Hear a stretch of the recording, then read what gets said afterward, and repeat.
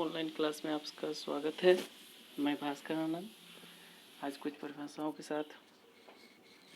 आज की जो पढ़ाई है, अब तक आपने पहले दिन की जो पढ़ाई हुई थी उससे मैंने कुछ परिभाषाएं लिखा था। उम्मीद है कि आप सबने उसको फेयर में कर लिया होगा। आई होप कि आप सबने याद भी कर लिया होगा। आइए आज हम फिर से उसके आगे की परिभाषाओं को देखेंगे। उसके बाद हम वर्ण पढ़ेंगे। वर्ण किसे कहते हैं? तो भाषा की सबसे छोटी इकाई को वर्ण या अक्षर कहते हैं, जैसे स, क, म आदि। उसके बाद है वर्णमाला। वर्णों के क्रमबद्ध समूह को वर्णमाला कहते हैं। वर्णों के क्रमबद्ध समूह को वर्णमाला कहते हैं। उसके बाद है वर्णभेद। तो स्वर्ण वर्ण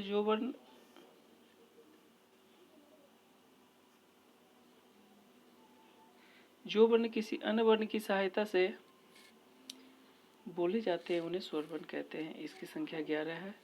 अ, आ, छोटी, बड़ी, छोटा, बड़ा, री, ए, ओ, अ। दूसरा है व्यंजन वर्ण। जिन वर्णों का उच्चारण स्वर वर्ण की सहायता से बोला जाता है उसे व्यंजन वर्ण कहते हैं, जैसे क, ख, ग, घ, अंग। ये क वर्ग वाले व्यंजन हो गए। च, छ, च, झ, ञ। ये च वर्ग वाले हो गए। ट, ठ, ट, ढ, न। ये ट वर्ग वाले व्यंजन हो गए। त, थ, द, ध, न। ये त वर्ग वाले व्यंजन हो गए। फ, फ, ब, भ, म। ये पर वर्ग वाले व्यंजन हो गए। य, र, ल, व। ये अंतस्थ व्यंजन होते हैं। तालव्य श, मूर्धन्य श, दंत श, ह। ये उष्ण व्यंजन होते हैं। व्यंजन वर्णों की संख्या 33 होती है। यहाँ तक समझ में आ गया है? ठीक, आगे बढ़ें। अगला है मात्रा।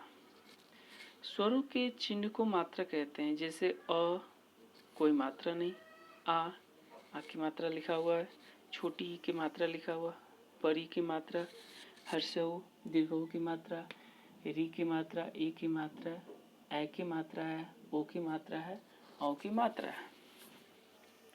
अब है शब्द। तो शब्द किसे कहते हैं? ये मात्रा तक समझ में आ गया है सबको? अच्छा, चलिए ठीक है, आगे बढ़ते हैं।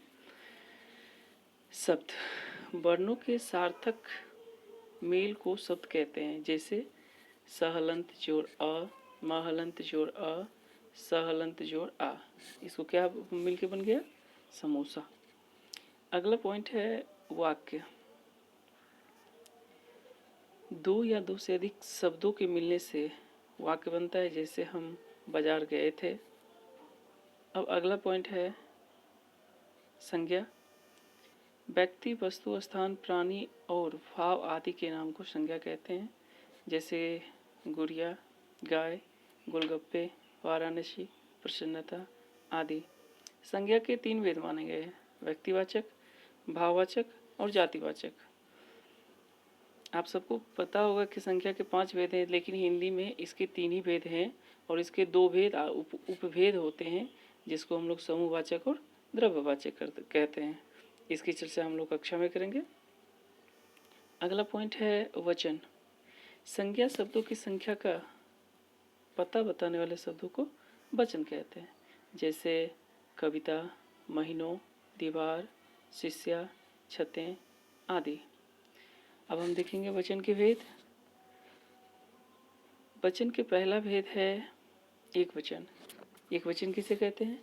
तो जिन शब्दों से एक संख्या का पता चलता है उन्हें एक वचन कहते हैं, जैसे तितली, अंगूर, बंदूक, भालू, संतरा आदि। दूसरा है बहुवचन। जिन शब्दों से एक से अधिक संख्या का पता चलता है उन्हें बहुवचन कहते हैं, जैसे डाकुओं, लताएं, गधे आदि। अगला पॉइंट है लिंग। शब्द के जिस रूप से उसके पुरुष या स्त्री जाति के होने का पता चलता है उसे लिंग कहते हैं, जैसे पहाड़, रानी, माली, लेखिका आदि। लिंग के भेद। लिंग के 2 भेद होते हैं।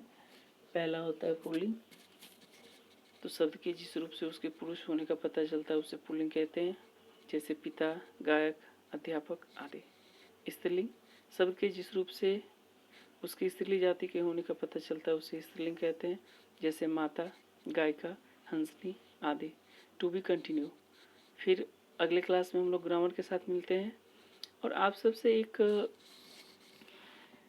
बात कहना चाहता हूँ कि आप सब ग्रुप में, जो भी ग्रुप में है, ये आपको ध्यान रखना है कि यह जो है केवल एजुकेशनल ग्रुप है और इसमें यत्र तत्र प्रकार आप लोग कुछ भी, ना कोई इमेज भेजेंगे, ना कोई वीडियो भेजेंगे और ना ही किसी प्रकार के ऐसे असभ्य चीज़ भेजेंगे जिसकी वजह से आपको डांट पड़े। तो आई होप कि आप सबको यहाँ तक समझ में आ गया होगा। हम लोग अगले क्लास में मिलते हैं, तब तक के लिए धन्यवाद।